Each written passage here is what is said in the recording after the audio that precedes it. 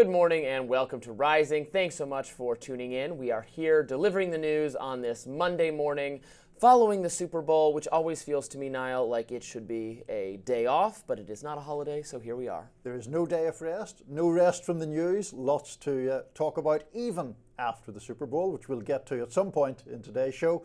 But first of all, Robby, what's on your radar? Well, we'll save our Super Bowl takes for a little bit later, but first, Elon Musk's Department of Government Efficiency is just getting started, and their latest plan could be to empower former Congressman Ron Paul, the godfather of the libertarian movement, to audit the Federal Reserve. Now, in a post on X, Musk responded to a friendly comment asserting that Doge should pick Paul to do just that, audit the Fed. In response, Musk said, "Good idea." Now, Senator Mike Lee went further, calling on President Donald Trump to name Ron Paul to be chairman of the Federal Reserve. I don't know if that's going to happen, but the Libertarian Party is obviously very excited at the possibility of Paul being involved whatsoever, tweeting that Paul auditing the Fed would be a, quote, nation-changing event. Libertarian activists have long advocated for an audit of the Federal Reserve since Ron Paul first proposed such a plan years and years ago. In fact, Paul has been pushing this issue since 1981. But what does it mean? Simply put, auditing the Federal Reserve operating behind a cloak of mysteries would demystify some of that. The U.S.'s powerful central bank controls interest rates and ultimately the money supply. But very, very few Americans actually understand how that works, and the Federal Reserve is happy to keep it that way. Brian Doherty, my colleague at Reason Magazine, described the Fed in the following terms for an article about Paul's Audit the Fed legislation. Quote, with its power over interest rates and the supply of U.S. dollars, the Federal Reserve System is the most influential economic institution on the planet. That influence comes surrounded by an impenetrable aura of mystery. Hardly anyone, citizen or congressman, completely understands what the Fed does, how it operates, or what the effects of its actions will be. End quote. Now, the purpose of auditing the Fed is to demystify the institution and allow government auditors from the Government Accountability Organization to open the books, scrutinize its dealings with foreign banks, and better understand why its 7-member board decides to raise and lower interest rates, increase the money supply, and take all sorts of other actions that can cause or lower inflation. Now, many libertarians believe that this is actually the big prize. Cutting government is all well and good, of course, but until and unless the American people have more of a say, or at least more of an understanding of the actions of elite banking institutions to perhaps promote their own self-interest, we won't ever have a responsible monetary policy. If the government can just print more money whenever it wants without disclosing its actions, our fragile economy will ultimately always be in the hands of a small number of unelected bureaucrats. It shouldn't be just right-leaning people, by the way, who are in love with this idea, and it isn't. Progressive foes of powerful financial, unaccountable interests should welcome greater disclosure, and in fact, some of them do. Some left-leaning people have expressed support for Paul's efforts to audit the Fed over the years. In fact, when Senator Ron Paul's son, proposed such a measure in 2016, Senate Democrats came together to block it, with two exceptions. Tammy Baldwin and, you guessed it, Bernie Sanders supported auditing the Fed. Now, I hope leftists like Sanders continue to offer support for the idea now that it could actually really be happening. I know a lot of people on the left are combative with Musk right now. Musk Doge is, of course, doing a lot of things progressives disagree with. I support them. It's acting to root out waste, fraud, and abuse. I think greater accountability and transparency for financial institutions is actually the holy grail of government reform. This would be a big deal. Let's get it done. Audit the Fed. That's what I say. I was listening to that with interest, Robby, because this is a topic that I approach from a kind of place of curiosity rather than antagonism. I know that the slogan Audit the Fed has been not only a Ron Paul slogan, but a kind of a libertarian touchstone for a long time. And I think in principle, in theory, I don't have any problem with any government institutions having more scrutiny imposed upon them. I guess one of the concerns I think a lot of people would have is how you do this without exposing the Fed to political pressure, because there has been a problem not just in the United States, but more so in other places that did not have independent central banks. I mean, it was the case in Britain up until Tony Blair became Prime Minister in the 1990s. The Bank of England was perceived as, I shouldn't say the Bank of England, it was perceived that interest rates were moved according to the political calendar and to try to benefit the party that was in power by lowering interest rates, for example, just before an election. You would then get a kind of feel-good factor, but it would be detrimental to the overall health of the economy and to the stability of the economy. Is that a danger here, that it opens the Fed up to actual political interference? Maybe, but I know that opponents of the Federal Reserve System would argue that the intention was never to make the Fed wholly independent of political considerations, and I tend to be a little bit suspicious of government entities that assert that they should be so independent that they suffer no political pressure. I mean, it's a democracy. Ultimately, there should be some political pressure, and we reward or punish politicians who exercise such pressure. Now, we wanted the Fed, the intention was to make the Fed independent of the executive so that the president could not exercise such power, but the intention was never to make them wholly independent of Congress's authority. Now, of course, in reality, we're in this weird just situation that our founders and the creators of our system never intended, where Congress and the executive don't share the combative, as branches of government, they are not combative. They are combative if one party, if it's two different parties in control of the two different branches. If it's the same party, they're not combative whatsoever. Congress wants to, for the most part, work to enact whatever the president wants. So we're kind of in tricky territory. Our system's not working the way it should. But if you look at the auditing in particular, it really is a mild proposal. And the kind of auditing that can already be done for the Fed is just wholly inadequate. And GAO, the Government Accountability Office, has said, yeah, we're authorized to do this much auditing, but we can't look at their significant proportions of their financial transactions, the leverage they perhaps exercise on other banks, including European banks. That's all, we're all shut out of that. We can't even look at it. It's so weird. They said we might as well not even do an audit if we're not able to look at this category of transactions and things the Federal Reserve does. So this bill would give them just the same authority they could have to go after any other agency. But so it would be the GAO who would be doing the auditing, GAO, I guess, is the question. And then it would be to a degree insulated from partisan political pressure, even though it would be broadly politically accountable. Correct.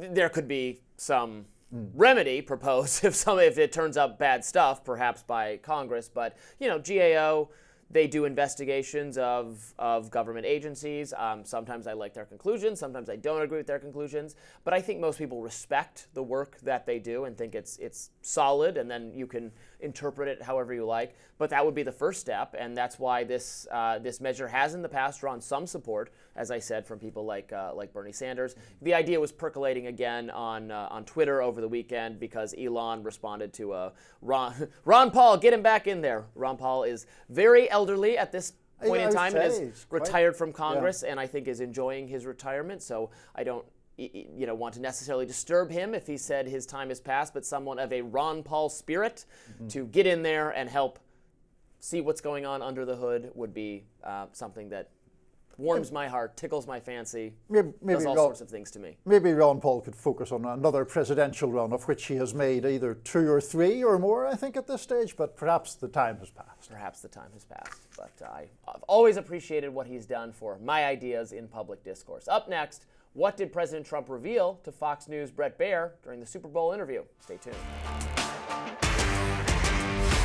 President Donald Trump sat down with Fox News anchor Bret Baier for an interview before the Super Bowl on Sunday. Here are the two discussing, guess who? Tech titan Elon Musk. So I don't know if it's kickbacks or what's going on, but the people, look, I ran on this, and the people want me to find it. And I've had a great help with Elon Musk, who's been terrific. Bottom line, you say you trust him. Trust Elon? Oh, he's not gaining anything. In fact, I wonder how he can devote the time to it. He's so into it. But I told him to do that. Then I'm going to tell him very soon, like maybe in 24 hours, to go check the Department of Education. He's going to find the same thing. Then I'm going to go to the military. Let's check the military. We're going to find billions, hundreds of billions of dollars of fraud and abuse. Baier also asked Trump when Americans should expect prices to go down. When do you think families will be able to feel prices going down, groceries, energy, or are you kind of saying to them, hang on, inflation may get worse until it gets better? No, I think we're going to become a rich. Look, we're not that rich right now. We owe $36 trillion. That's because we let all these nations take advantage of us. Same thing, like $200 billion with Canada. We owe 300. We have a deficit with Mexico of $350 billion. I'm not going to do that. I'm not going to let that happen. To be sure, census.gov shows that the US's trade deficit with Canada in 2024 was around $63 billion. Trump also touched on Canada potentially becoming the 51st state. You know, the Prime Minister said this weekend to a group of Canadian businessmen, he was at a private meeting, he said that your wish for Canada to be the 51st state is a, quote, real thing. Is it a real thing? Yeah, it is. I think Canada would be much better off being a 51st state because we lose $200 billion a year with Canada, and I'm not going to let that happen. This 51st state talk has to reckon with the fact that that would give them electoral college Yes. votes, which we can never have happen. A big So bonus for Democrats and Liberals across the country. Let's tuck that idea away permanently. Well, I don't think that the US should incorporate Canada because I think Canada is a proud and independent nation. But if the president's plan came to fruition, there would certainly be a big boost to the liberal-leaning population with all those north of the border influx. Yes, indeed. So they got into a number of interesting topics. Of course, the president sitting down for a Super Bowl interview is a time-honored tradition that I believe Joe Biden skipped out on correct. more than once. Well, he certainly skipped out on it the last recall. time, and in fact, I saw a clip of David Axelrod just within the past 24 hours, noting that that was a sign of things to come, or an ominous sign. Yes, it was. So good to hear Donald Trump going over some things, reminding us what I think we know very well by now is that he very much likes, agrees with, and trusts Elon Musk. And like the rest of us, wonder how Elon has time to manage all of his companies and become like the greatest video game player in the world at whatever game he's been playing and tweet constantly. And so constantly that I have muted him because I find it too irritating. But anyway, too constantly, 100% agreement on there. No, the pain is always like if he tweets something that I think is interesting or I want to use as an element in the show or put on screen, then I'm going back through his Twitter, scrolling to find it, and it's like, oh my God, he's tweeting every 2.5 minutes. Right, it takes a day to just scroll through the tweets. But he says, first USAID, next the Education Department. That makes me perfectly happy. I think we're going to be debating that in a little bit with a guest who sees matters differently. Sure. I mean, I think the other point in that respect is the suggestion that after or simultaneous with the Department of Education, we'll be turning his attention to the Pentagon. Now, I'm watching that with a lot of interest. Happy to have that happen, yes. If there is actual significant cuts to military spending, I would certainly not be opposed to that. I do wonder whether there will be such cuts. And I also think that the issue of conflicts of interest for Mr. Musk become much more sharp and acute in that respect because, of course, he has massive contracts via SpaceX with the government, and many of those contracts emanate from the Defense Department. So will his Doge friends be in the bowels of the Pentagon cancelling any contracts or any money that would be spent on Elon's companies? I'm skeptical about that, but we shall see. We shall see. The ideological members of the MAGA coalition who are closer to my bent are perfectly happy to take on defense spending. Libertarians I'm speaking of, believe that the defense budget is very bloated. It needs to be looked at. There have been, how many audits has the Pentagon failed? Like 7 in a row or something like that. I was talking in my radar about auditing the Fed. There's all kinds of auditing to be done regarding foreign military spending. That would be fantastic. So I really do hope that is the next project and it is looked at very seriously. And that's one where you will get at least some progressive support. People like Ro Khanna and even Bernie Sanders has said there is waste, fraud, and abuse to go after there. Another thing I saw some progressives pointing to on social media was Medicare fraud. Fraudulent Medicare payments is a massive scandal, according to analysis by the Wall Street Journal and others, and that could be something they would look at. I just want to go back to the defence issue, because you mentioned the fact that there are people of a libertarian bent who are now, have always been sceptical, but perhaps are newly emboldened within the new MAGA era Republican Party. And I wonder what your assessment is of that actually being followed through on, because one of the problems about defence spending, beyond the ideological, the US should be intervening or should be spending this amount of money or shouldn't, is that when you try to make specific cuts, either there's the whole base closures issue, which ultimately you had to have a commission for because it was so impossible to get Congress people to vote for a base closure in their own district, or when it comes to the spending from the arms industry, essentially, there's always this argument that this thing is essential for national security or essential to keep us ahead of China or Russia or whoever. That argument is not carrying nearly as much water with the MAGA base anymore. I mean, look at someone like Marco Rubio, who as recently as 2 years ago defended USAID funding, wanted more of it, said to Joe Biden, submitted a letter to Joe Biden, how this is so important for our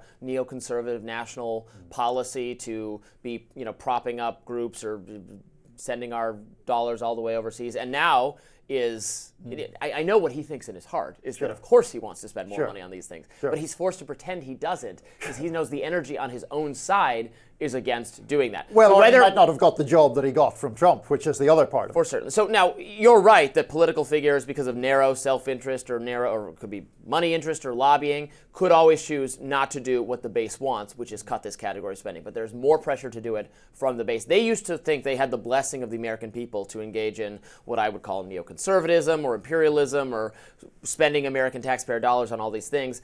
The base is paying attention, and there's not a mandate to do that. So they could still do it, but if they're afraid of suffering blowback from their actual voters and supporters, they might actually have to step up this time. That's fair enough. Okay, well, next up on Rising, I'll be discussing some thoughts I have on President Trump's tolerance for dissent. Stay tuned. Niall, what's in your notebook today? Well, Robby, today it is 3 weeks since Donald Trump took the oath of office for a second time. And for millions of Americans, we're already through the looking glass. Up is down, down is up, and the driving force across the government is the need to cater to the ego of the president. There is the standard Trump shtick, of course, like taking a shot at Taylor Swift on social media over who got the most applause at the Super Bowl.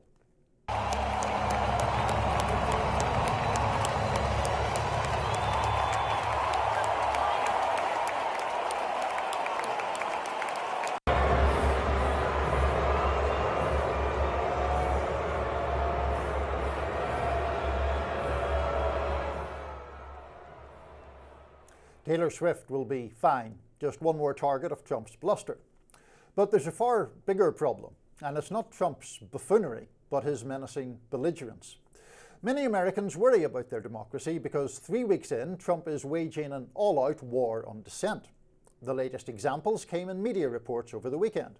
The Wall Street Journal and the Washington Post, in separate stories, exposed how job applicants in the Trump administration are now subject to loyalty tests. Any president might expect hires not to be in outright revolt, of course.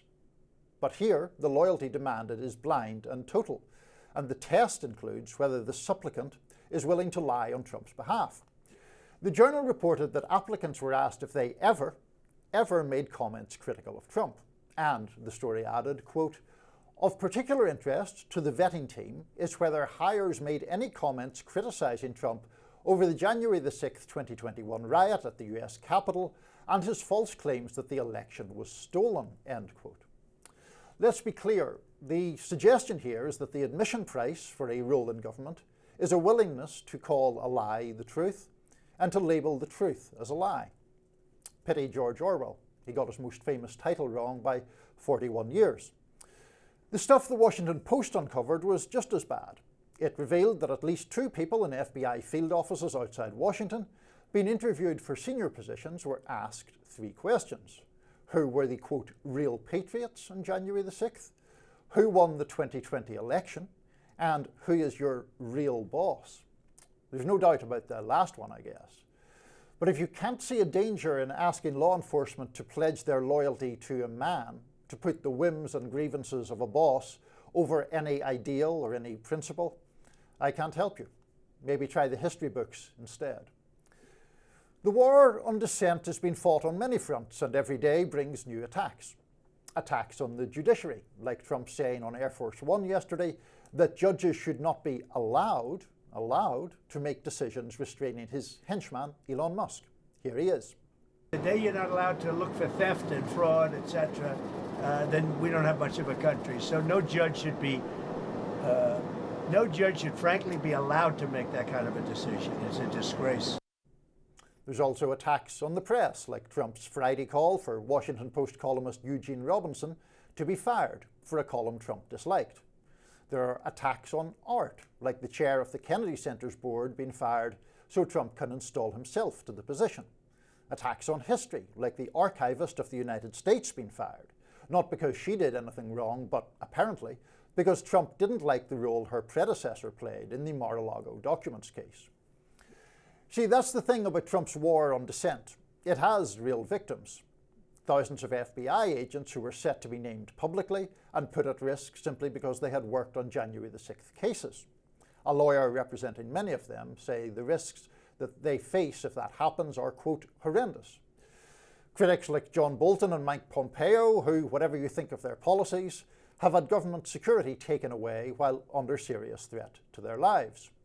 How about the roughly 30 prosecutors fired from the Justice Department because they had the temerity to believe in the American creed that no one, not even the president, is above the law? Or the 17 inspectors general fired to make sure no whistleblower would have anyone to hear a cry of conscience. Make no mistake, these actions are threats. It's the threat that if you call out Trump, there will be a price to pay for your career or your peace or even your safety. The reason people on the left worry about Trump's authoritarianism is he keeps doing authoritarian things, like intimidating critics, demanding cultish loyalty, and making it a requirement to call the truth a lie. Those history books I mentioned are filled with dark examples of where that road leads, and right now, we're only 3 weeks in. Well, look, though, Trump has many of his cabinet appointees, his own vice president, J.D. Vance, called him Hitler at one point.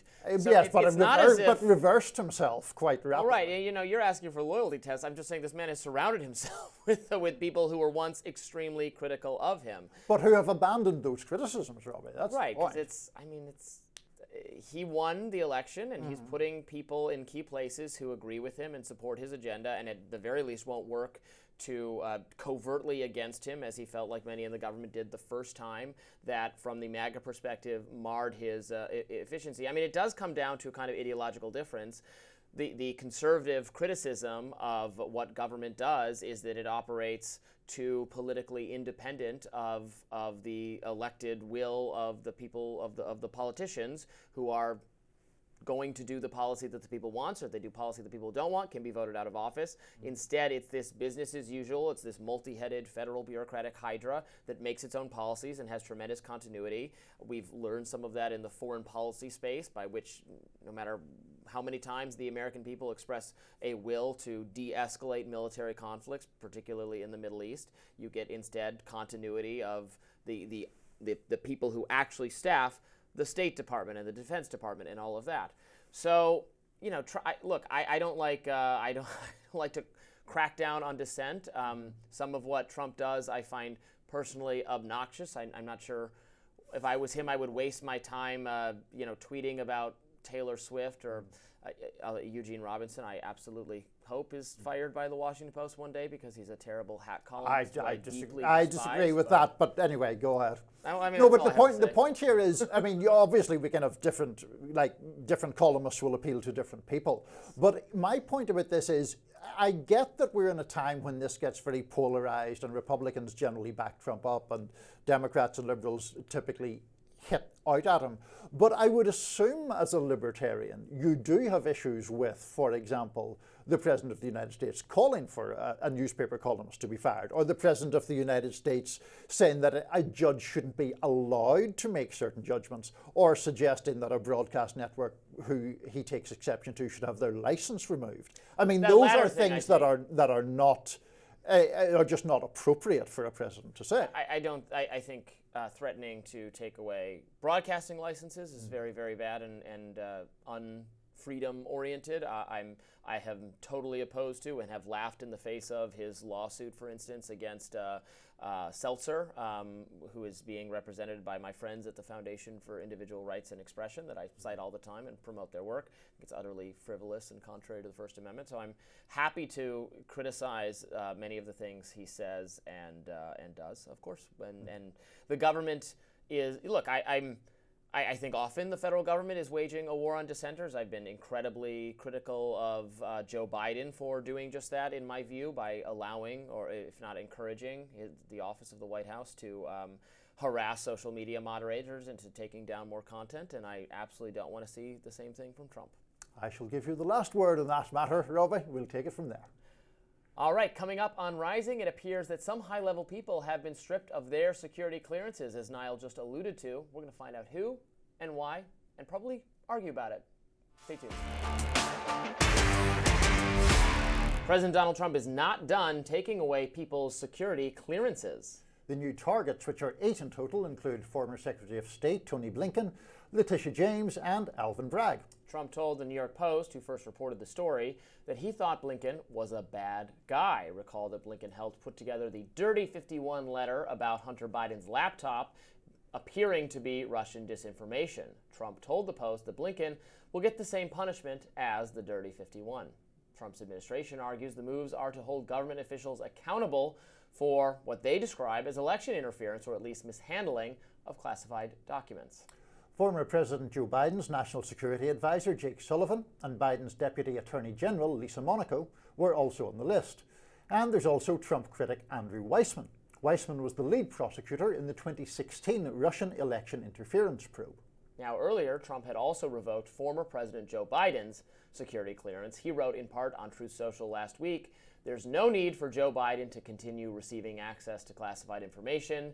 Therefore, we are immediately revoking Joe Biden's security clearances and stopping his daily intelligence briefings." He set this precedent in 2021 when he instructed the intelligence community to stop the 45th president of the United States, me, from accessing details on national security, a courtesy provided to former presidents.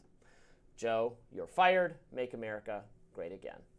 Trump also revoked lawyer Mark Zaid's security clearance. Zaid formerly represented CIA analyst Eric Ciaramella. Ciaramella was a whistleblower in Trump's first impeachment, which surrounded a phone call Trump had with Ukrainian President Volodymyr Zelensky. Zaid took to Blue Sky and wrote, "I'm honored by President Trump bestowing upon me a red badge of courage. But if he and his partisan minions think this will deter me from holding them accountable to the rule of law, they are sadly mistaken," end quote. A lawyer who works with Zaid, Bradley Moss, wrote, quote, "Fotis revoked my boss's clearance because Fotis is a pathetic little man. Blah, blah, blah, I'll be next, no doubt." Meanwhile, journalist Adam Housley wrote on X, Jake Sullivan should have lost his security clearance 13 years ago when he lied to Americans about the attack in Benghazi. Sometimes karma takes time. The real question here is, why did Letitia James and Alvin Bragg have security clearances to begin with? And that is also a question I was wondering, and I guess I could have tried to Google it while you were reading. I don't know why they would. Well, in Bragg's case, maybe as a prosecutor, there's some relevance to what he needs to look at behind the scenes. I think there's two separate ways of looking at this, Robby. Yeah. And it's often the case that this kind of dichotomy applies with Trump. One is, I do think, and I do accept that there is an abstract argument about whether even former presidents should have security clearances. Do they need them? Is it salient in some way? And obviously the same goes for the Jake Sullivans in the world and his equivalent on the Republican side. So you can have that abstract argument. That's a separate thing from Trump, as I would see it, simply pursuing things for the sake of vindictiveness, trying to get Biden back, for example, trying to attack Tony Blinken because of the Russian disinformation story, etc. The general... Some of that vindictiveness is a little deserved, though. Well, I mean, you could argue that perhaps in the Russian laptop case, but I think it's harder to argue it when it's just him taking these swipes at people like Letitia James and Alvin Bragg, who he has consistently just been aggressive or personally vindictive towards. But it's on some level it feels like, does everyone have national security clearance except like you and I and the American people? Well, like every government official gets this? Well, that's what I mean. I mean, I think that's a legitimate argument to have. I'm not quite clear why security clearances are as widespread as they are. I wonder, is part of its application to do with a particular favoured topic of yours, which is what you see as the over-classification of information? Certainly. And therefore, to see kind of quite basic stuff, you need security clearances. I'm hypothesizing, but maybe that's part of the picture. Because look, there's stuff that does need to remain truly secret, like the names and locations of American spies that I certainly hope is not just being, and it is not, is my understanding. There's various levels of security clearance. That should not be handed out like candy to anyone, to people who work in like Alvin Bragg or something. That would be crazy. That's not the information they're giving him. But short of that, I want more information declassified for all of us. There shouldn't be this permanent class of people who served in government years and years and years ago who still has access to this kind of thing, particularly in the case of the Hunter Biden laptop letter people who are then using that increased reputational legitimacy of that kind of access to say, we're the experts here, we're really good at telling this stuff, this is what this looks like to us, and was misused. And also, I didn't remember or recall that Joe Biden had stripped Donald Trump of access to this, but given that he did that, it seems the turnabout's fair play. I don't know how one could oppose Trump doing it if Biden did it to Trump. There's some controversy over the specifics of that, or at least some lack of clarity about it. There was reporting at the time that Biden had said that Trump couldn't receive the daily intelligence briefing, which I guess is provided as a courtesy to former presidents. It's less clear that Biden actually revoked Trump's security clearance full stop. And it was also my impression that once Trump became the Republican nominee this time around, he was in fact getting those intelligence briefings because the nominee of a major party is entitled to them. So all of that, I think, is a little bit unclear. Look, I take your point about career officials and people who use the fact that they have security clearance to, in essence, boost their own value in the marketplace and get bigger paychecks. That seems dodgy to me. Lobby more effectively. Yeah, exactly. Now, that is I think, separate issue from Trump's propensity, whether it's security clearances, security detail, or other accoutrements of power that he uses just to slap his enemies. Well, the security detail is a slightly different issue, one of resources, because providing security for people is very expensive, and I don't know that we should endlessly provide security to... Yeah, but this is what I mean. Yes, fair point, there is a finite number of resources, but do we really... We're not even providing enough security for the president. But do we think that Trump took it away from John Bolton, for example, because of resources, or is it because he doesn't like John Bolton? No, he took it away because he doesn't like John Bolton. Right. But should John Bolton have a security detail forever? I don't... We went, I mean, I don't like what John Bolton stands for, but we went through it. I don't think you like what Tony Blinken stands for either. You're probably, Trump's going, bad guy, take away his passes. You're celebrating that. No, but I mean, in the case of Bolton, whose views I don't agree with at all, he does and has faced significant threats to his life from the Iranians, and those threats stem from actions he took in office. The Iranians also dealt with a lot of threat from John Bolton, the threat to start World War III with them. For sure, but I do think that there's a moral obligation on the government of the United States to protect people whose lives are in danger because of actions. Because of their advocacy for war with that nation. Well, I mean, to be fair, Bolton has advocated war with that nation forever. It's the fact that he was seemingly involved, I think, during the time that Qasem Soleimani was assassinated that got the Iranians. Well, and Trump has been very clear that he will stomach no assassinations or taking out of top government officials, and was very clear on that. Look, I think there's maybe more research is necessary to determine what exactly these kind of security clearances entitles you to in terms of intelligence. I mostly just want the American people to have access to more of this information if they hand it out to most people who pass through the government service at one point. Fair enough. Coming up on Rising, we'll have an interview with journalist Derek Robinson, where he'll discuss the vulnerability of our government technological systems. Stay tuned. Elon Musk is taking aim at federal IT infrastructures. In his so-called pursuit of efficiency, he's got inside the Treasury Department, the Office of Personnel Management, and the Consumer Financial Protection Bureau. This means that Musk and his Doge team have access to highly sensitive information. It also means he has access to financial information that could perhaps give him an edge over some of his tech competitors. As our next guest points out, the government's reliance on technological systems reveals just how easily information can be turned on and off with the flick of a switch. Here to break down how Musk is doing just that is Derek Robertson, a reporter for Digital Future Daily and a contributor to Politico magazine. Welcome, Derek. Hi, thank you for having me. Of course. So just give us the 90-second or 2-minute summary of your thesis here. What exactly is going on as you see it?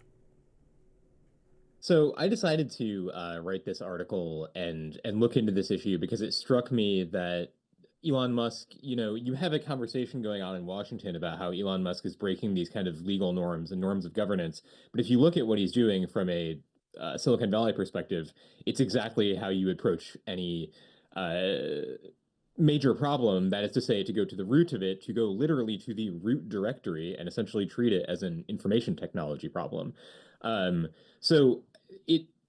I decided to go and talk to a few experts in Washington, people who are heavily involved in digital reform in the US government over the past decade and a half.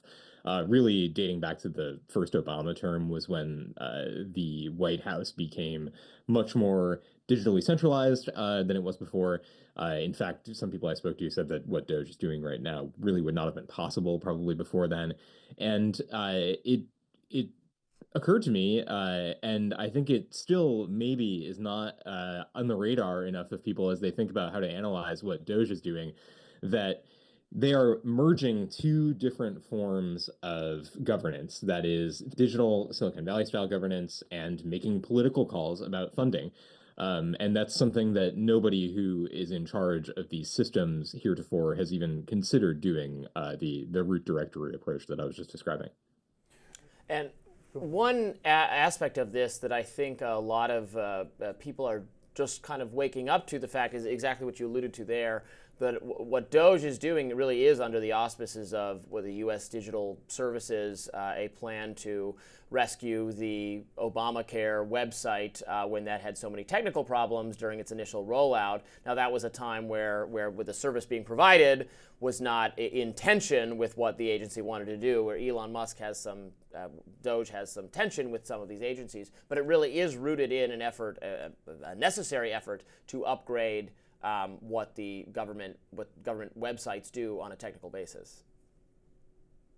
That's right. I mean, some of the people who I've spoken to about this, who work in federal government and have worked on these systems, are extremely enthusiastic nominally about what the project and the ethos of Doge is. If people will remember, it seems like the ancient days of, 2 to 3 weeks ago, when the Trump White House issued its first EO establishing Doge, or rather redefining the U.S. digital service as the U.S. Doge service. The text of that order is mostly, it mostly relates to updating federal IT systems. And that is exactly what they're doing. However, what they are doing with access to those federal IT systems, depending on your legal perspective or analytical or political perspective, is somewhat outside the bounds of what was in the EO. So even people who are otherwise enthusiastic about reforming the federal digital systems are kind of sounding the alarm about what they are doing with them. And so just so I'm clear about this, and apologies for any kind of Luddite element to the question, but the danger as you see it is the fusion of two separate impulses, if I'm understanding correctly. One being the reforming or updating or changing of digital infrastructure from or by the same people who have pretty clear and pretty emphatic ideological and political agendas. Is that basically right?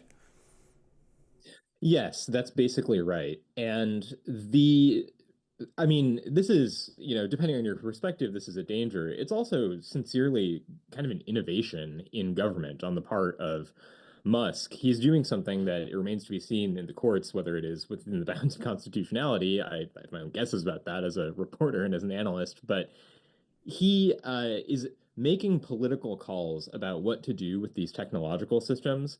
And essentially, when he is challenged on it in public, and he's been extremely voluble and willing to address these challenges publicly, saying, look, I have, through the polls that I run on my platform X, through the replies, the posts that I get from supportive readers, I have effectively a digital plebiscite. This is similar to a proposal that Ross Perot made during his 1992 presidential campaign, as I've noted a few times in my newsletter. The people have spoken. I believe, what's the phrase Musk always drags out? The people have demanded radical change. And that is essentially used as a writ which justifies his own political decision-making at the helm of these IT systems. And of course, when asked about it, Donald Trump has said, and Elon Musk has said this as well, that, well, Elon is not doing anything. He might be recommending things, but it is all with the permission of Donald Trump at a time also when Congress is controlled by the Republican Party and doesn't have any interest as a body of exercising control over Donald Trump or Elon Musk. And so it may ultimately come to the courts. Yes, it seems exceedingly likely. Well, thank you so much for joining us today. We appreciate it. Yeah, thanks to both of you. Great to come on, and have a good rest of your day. Democrats have a lot of work ahead of them if they have any chance of getting back into the good graces with their base. New York Magazine columnist Ross Barkan recently wrote an opinion piece suggesting that Dems should look no further than President Trump cabinet picks Robert F. Kennedy Jr. and Tulsi Gabbard. As he writes in his recent piece, quote, just as Kennedy and Gabbard maneuvered into Trump's orbit, their supporters largely did the same, concluding that only one party could be hospitable to them. Here to elaborate on how the Democrats lost the dissident vote is Ross Barkan, a political columnist for New York Magazine's Intelligencer. Welcome to the program. Yeah, thank you for having me. Great to be here. Great to have you. This is something I've said a couple times on the show and elsewhere. I agree. It used to be your kind of contrarian, out there, dissenting perspective. We're more spread out across the political spectrum, but we're getting to a point where, if you trust in systems and experts and elites, that puts you in the Democratic category. So even Democratic dissenters like Tulsi Gabbard and RFK Jr., people who had some heterodox opinion, now the only place they're welcome is the Republican Party. Yeah, no, this has been a really interesting shift over really the last 5 years or more. But certainly if you go back to the 2000s, for example, there was nothing especially right-coded about being skeptical of vaccines or skeptical of the CIA or being a 9/11 truther or, either indulging in conspiracy theories or just simply having some wariness about authority, right? And we saw this real shift start to happen. I think in the 2010s and COVID, I think really catalyzed it. And that's something I'm seeing more and more. COVID, as time moves on, looks like something that really damaged the Democratic coalition, and that's been something that I think a lot on the left wanted to ignore for a while. But a lot of the COVID mandates were very unpopular, and I think that explains RFK's rise in some sense and explains the ease with which he has slotted into the Republican coalition. Tulsi Gabbard, similarly, I mean, she is a somewhat politically strange person. She's been in many places in her life, but it is notable someone idiosyncratic like her, who's always skeptical of the foreign policy establishment, was once comfortably a vice chair at the DNC and then endorsed Bernie in 2016. That sort of started her break from the Democratic Party. And now she's a full-fledged Republican. And yes, she herself is quite socially conservative now, at least openly so, in the way she wasn't before. But I find it interesting that so many Democrats are dismissive of the idea that losing Gabbard and Kennedy is not a great thing for their coalition, because it's not about them. You can criticize them and who they are, but it's really about who supports them. And I don't think they carry a majority in this country, but they carry some minority that used to be dispersed among both parties, or even for a time, you could say in the early 21st century, more in the Democratic coalition. And now they've all gone to the Republicans, almost, it feels. And that's an issue. Democrats lost the popular vote. So you have to be thinking about where your votes come from. Is there a kind of curious mix here, Ross? Because on one hand, I take your point about someone like Tulsi Gabbard, someone like RFK Jr., and other broad issues about skepticism, be it of law enforcement or of the scientific community and all of that.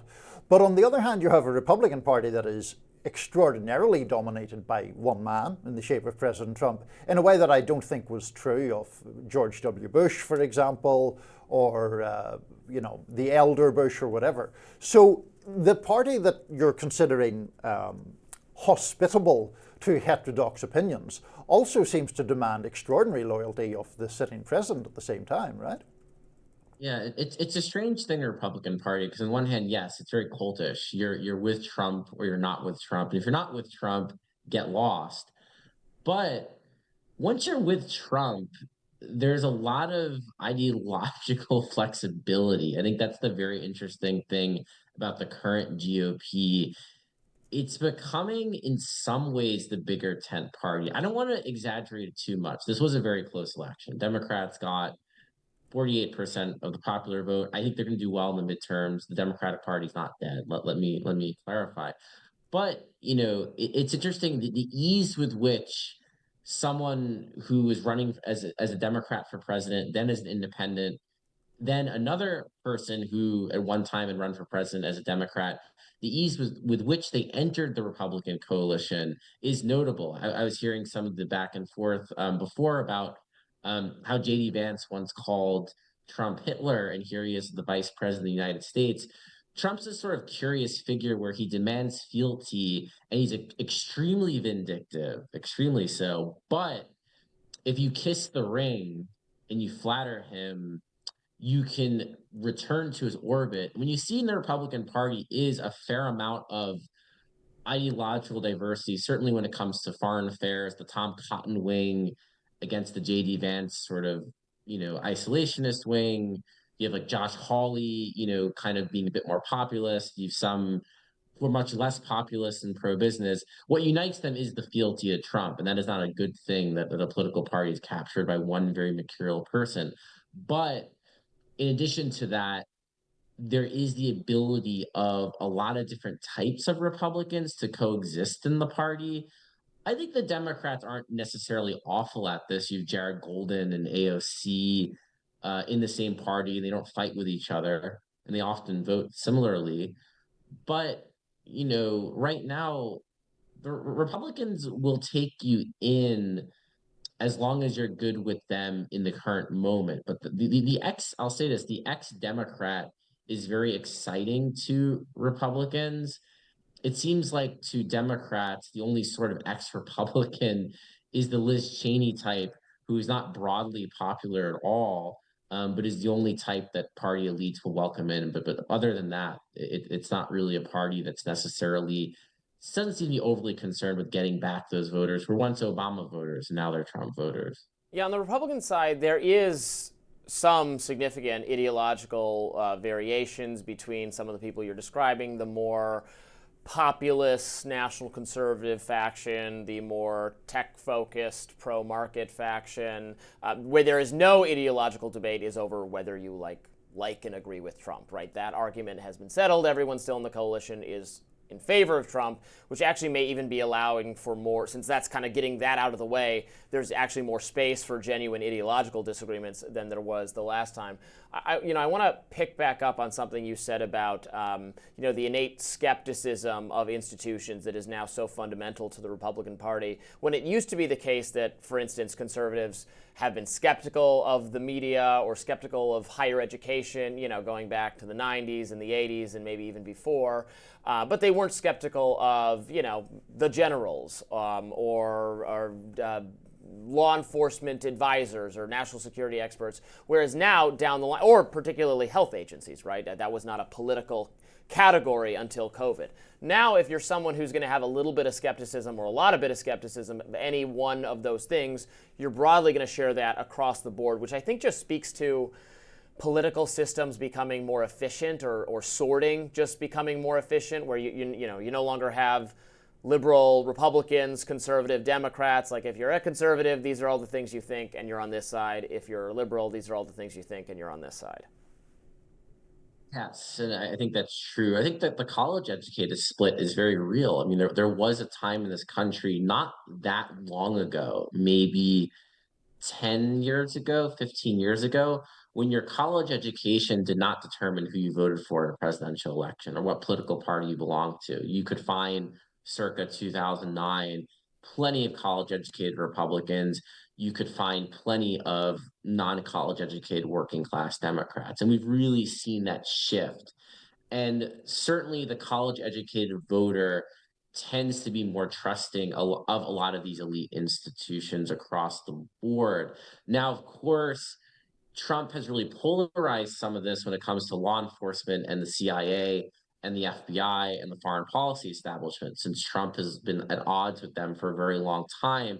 Since the Republican Party is cultish in that way, now it's the Republicans who are CIA and FBI skeptical, and it's the Democratic voter who's shaking in their boots about purges at the FBI. Whereas if we were here, even in the 2000s, the idea of the base Democratic voter really sweating the fate of the FBI would be kind of funny. And of course, if you take it back to the 20th century, the FBI and the CIA were the great villains of the left. I mean, I can't imagine grabbing someone in a time machine from the 1970s and telling them, hey, this is what the Democratic Republican parties say about the CIA today. They would be flummoxed completely. The CIA and the FBI both were spying and infiltrating the American left and causing great damage and harm to them. But now, because of Trump and the way it's all shaken out, it's the Republican voter who wants this kind of reform of federal law enforcement, and the Democratic voter who's really concerned about that. So that's also interesting. Then you bring on top of that the college educated split, and then you start to see, anyone who is institution skeptical, anyone who either flirts with a conspiracy theory or wants one or wholeheartedly embraces one becomes a Republican. And I'm not a conspiracy theorist myself at all, but I do think if you're a politician, you're a political party, you've got to build these broad coalitions, you've got to build these big tents.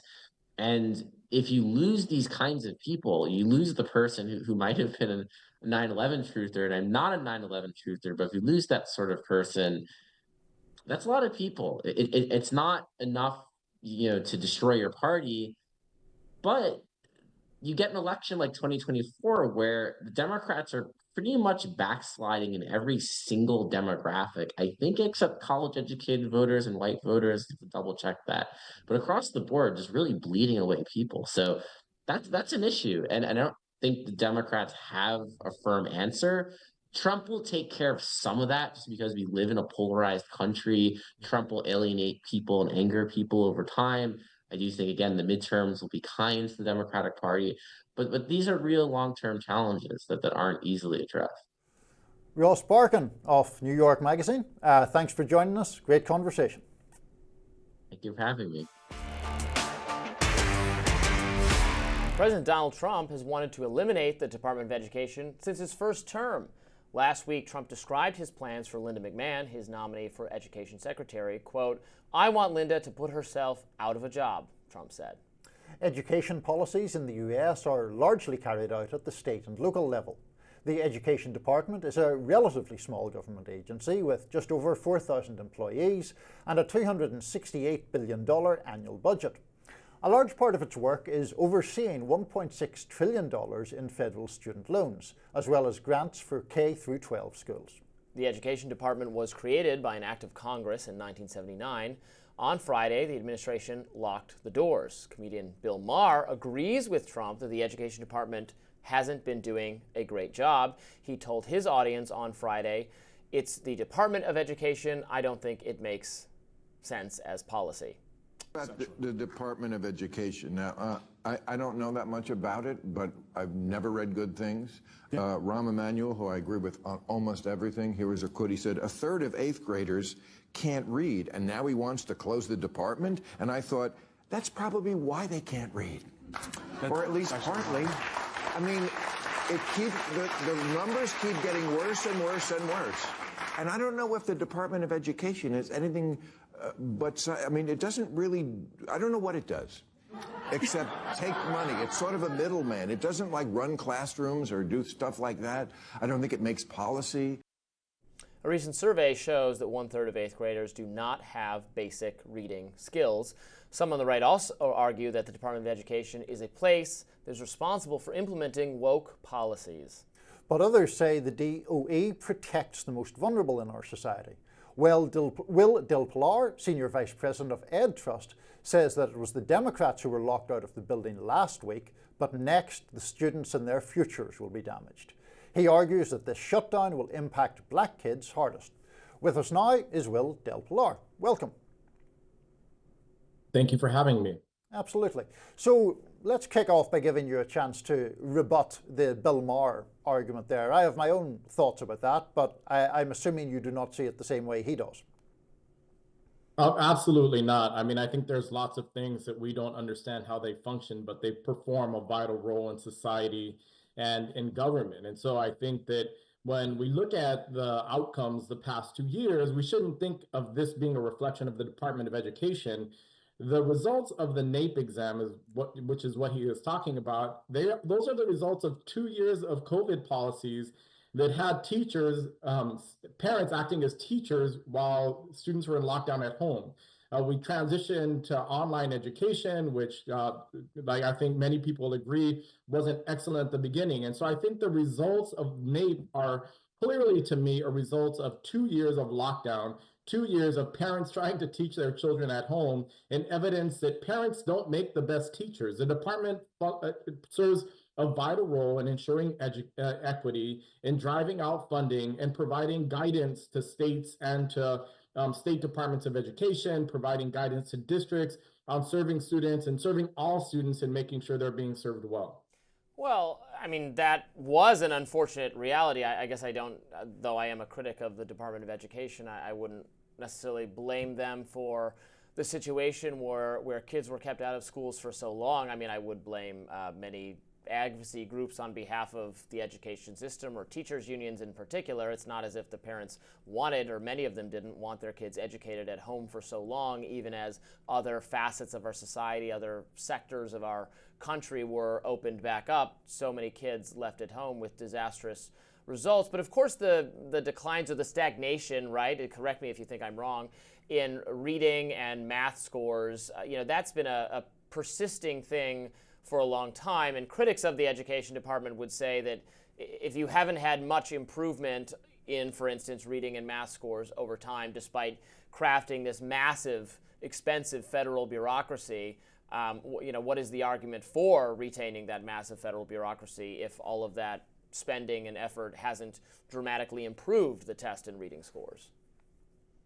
I mean, I think when we look at education and education policy, we know what education in the States look like, especially for students with disabilities, students from low-income backgrounds, Black and brown students. Before the Department of Education was created, it was separate but equal, and separate but equal is inherently unequal. We didn't provide education to all students. And so I do think that when we think about the role of the Department of Education, other countries have ministries of education that dictates curriculum. We don't have this in the States.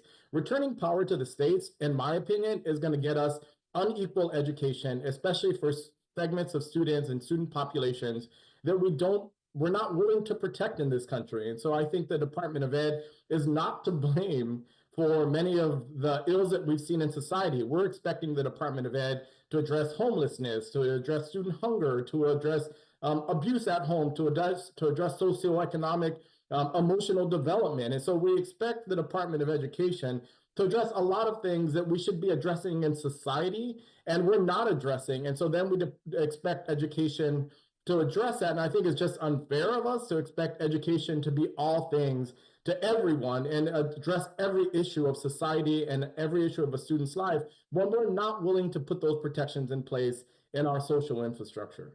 And to that point, Will, it seems to me that there's actually quite a lot of popular misunderstanding about this, because often I think critics of the Department of Education talk about it as if it does impose a curriculum and is therefore held responsible for people failing to achieve the requisite standards under that curriculum. That just isn't the case, right? I mean, the curriculum is set at a much more statewide or local level. And the last statistics I looked at, there were vast differences between the states in proficiency levels. The table I was looking at was 8th grade reading. I believe New Jersey was at the top of that table. I think, no offense to New Mexico, they were at the bottom.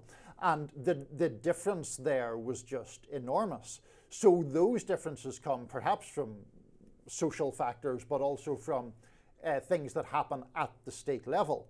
And yet the Department of Education often gets the blame for them, right? Absolutely. There was an attempt during the Obama administration to do something called Common Core. And so there was essentially an attempt to create something that looked more like a national curriculum. And there was so much angst and so much pushback that we could expect all students to have a certain level of mathematics or read at a certain level or learn a certain thing. And that was quickly, it was quickly pushed back against. And so, I would argue that we have in this country 49, 50 different standards that students are held to depending on the state that you live in. And if you're unfortunate enough to move between states like I did, where in California we had to learn about the missions, that didn't matter when we moved to Texas. And so I would say that, we're held to different standards, there are different state standards, and there isn't an equal measure across this country in terms of what we expect of students. And if you move from district to district or state or between states, what you're expected to know and what you're expected to learn in that state is different, because we don't have, and the department doesn't have authority in terms of curriculum, in terms of books that are selected, in terms of the history that you learn, in terms of the mathematics that you have by 8th grade or 10th grade. And yet we're expecting the Department of Education to magically fix that when we say, oh, education should be left to states. States should have the right to decide. We are doing that. And look at the outcomes that we're getting. Maybe we should have a stronger Department of Education that is actually doing more work to dictate what those terms are, but we don't have that in this country.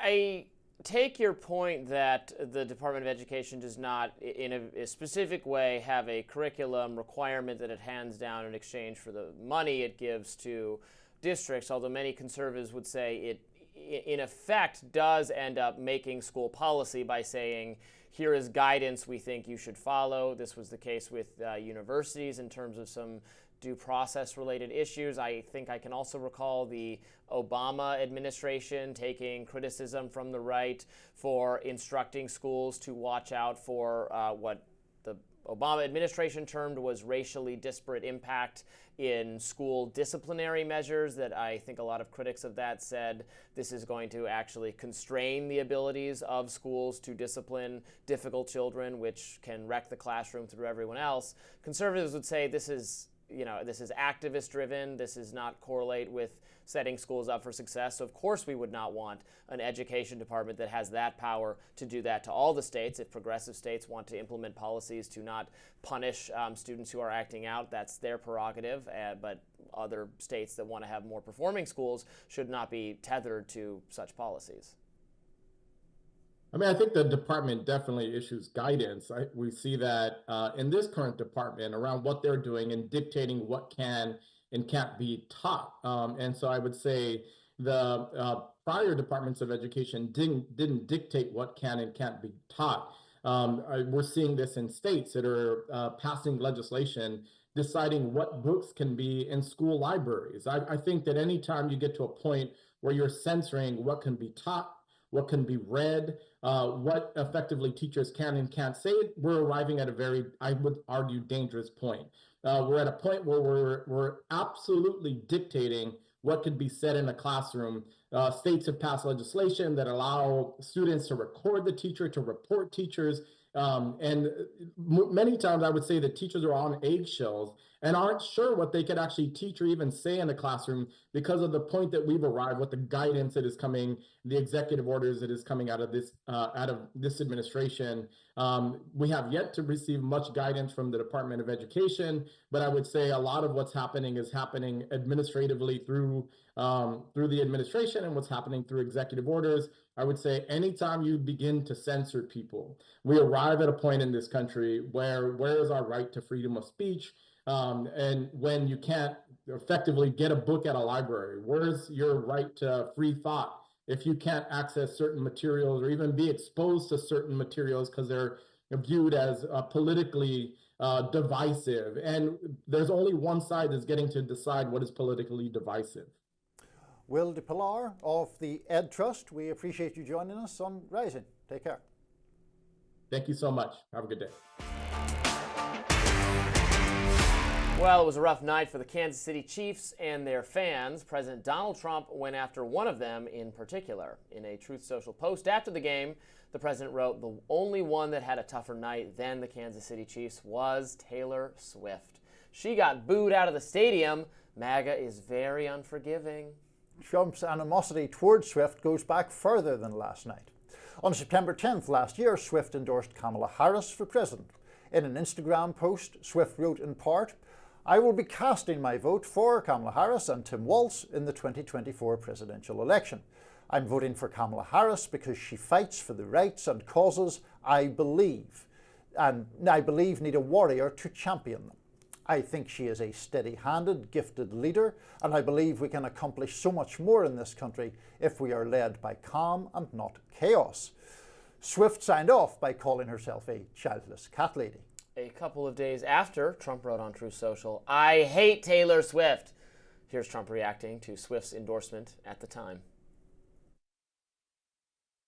Hey, I've got a quick question for you. Out of nowhere, after the debate last night, Taylor Swift endorsed Kamala Harris. What do you think? I actually like Mrs. Mahomes much better, if you want to know the truth. She's a big Trump fan. I was not a Taylor Swift fan. It was just a question of time. You couldn't possibly endorse Biden. You look at Biden, you couldn't possibly endorse him. But she's a very liberal person. She seems to always endorse a Democrat, and she'll probably pay a price for it in the marketplace. But no, I like Brittany. I think Brittany's great. Brittany got a lot of news last week. She's a big MAGA fan. That's the one I like much better than Taylor Swift. Trump also reposted a video last night appearing to show Swift getting booed while he got cheered. Comedian Mark Norman wrote on X, "Yikes, Taylor Swift was booed and Trump wasn't. The country has officially shifted." Washington Examiner contributor Kimberly Ross wrote, "I don't get the booing Taylor Swift thing. Is it because she supports the Chiefs? The camera has shown her often. You don't like her music or politics. I can think of a long list of celebrities who are actually terrible. She's not one, and I'm not even a Swiftie."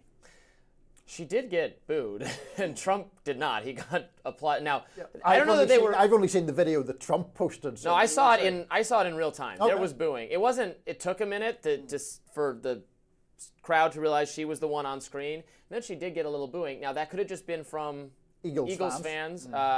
Full disclosure, I watched the Super Bowl in the company of a whole lot of Eagles fans. Okay. Were they booing Taylor Swift? They were. They did not boo Taylor Swift. They were very, very excited about the outcome. Sure. And then I actually switched halfway in between. I went to another party where there were more Kansas City Chief fans, and they were pretty demoralized. Look at you with such a rampagingly How about exciting that? social life. I personally didn't have much investment in the outcome. I am, I guess, slightly more partial to the Phillies, so I was happy for them for the Philly Eagles. So I was happy for them to win. But yeah, she did get booed, which it did kind of.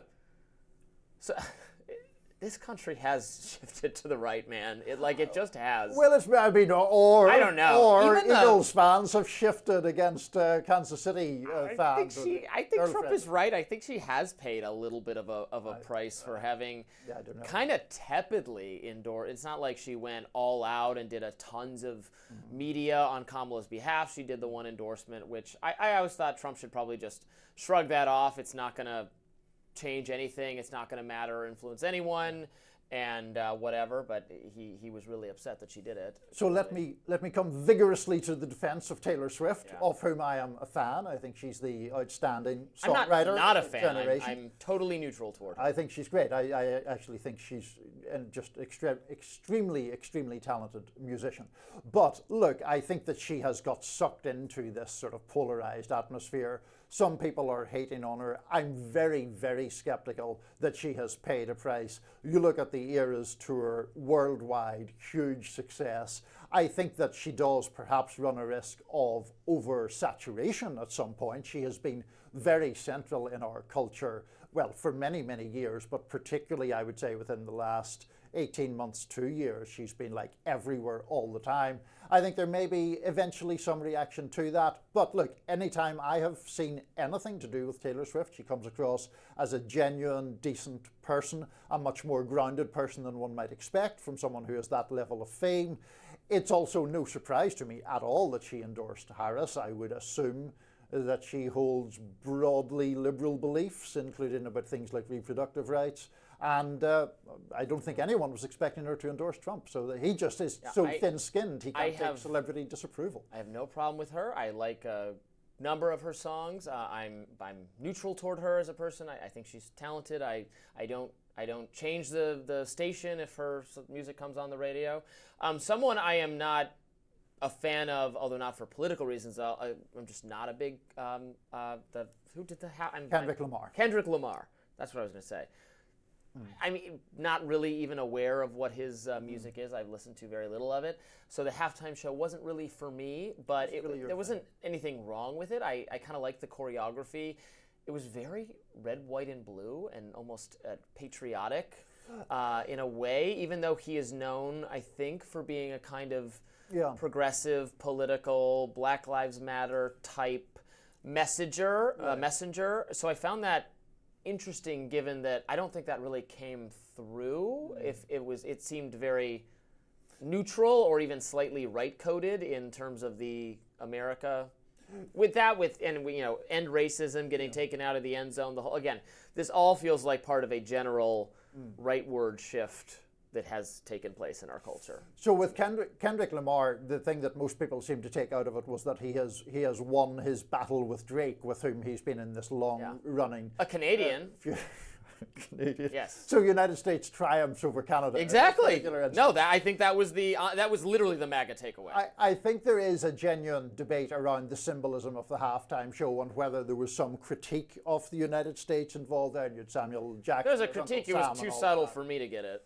Well, also there was, I'm not sure that this showed up on the main TV footage, but of course there was politics of another type that intruded upon it, because one of the people in Kendrick's crew unfurled a flag that was partly the Palestinian flag and partly the Sudan flag.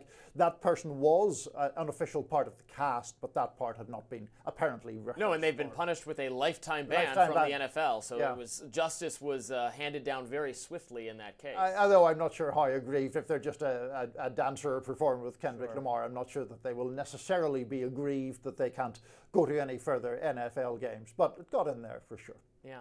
Well, interesting. Interesting very times. Interesting indeed. I like Kendrick Lamar, for the record. That does it for us today on Rising. Please be sure to like, share, and subscribe so you never miss any of our content. And for those of you who like to listen while on the go, now available anywhere you can get your podcast fix. We'll be back with another episode of Rising bright and early tomorrow morning. See you then.